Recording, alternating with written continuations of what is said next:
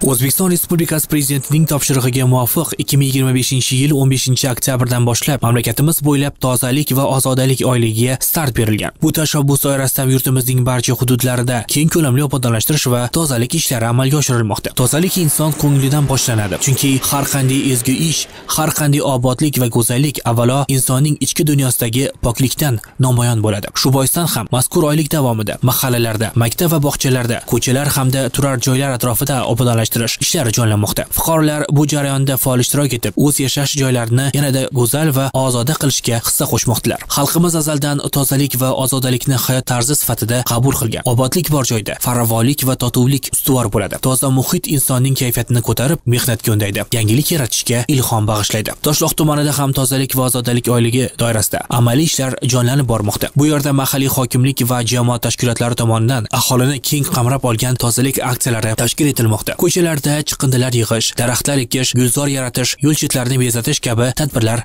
doimiy amalga oshirilmoqda. Oylikning ahamiyati juda katta. Bu tashabbus nafaqat shahar va qishloqlarimizdagi tozalikni ta'minlashga, balki aholida ekologik madaniyatni oshirishga xizmat qiladi. Jamiyat a'zolari o'rtasida birdamlik va hamjihatlik ruhini mustahkamlaydi. Atrof muhitni asrash va go'zallashtirishga bo'lgan mas'uliyatni yanada kuchaytiradi. Tozalik va ozodalik oyligi bu faqatgina mehnat hashari emas, balki yurtimizni yanada go'zal va farovon qilish, xalqimizda tabiatga ehtirom, jamiyat fidoyilik tuyg'usini mustahkamlaydigan muhim tashabbusdir. Obod muhit va ozoda atrof, barqaror taraqqiyot, sog'lom jamiyat va baxtli hayotning garovidir.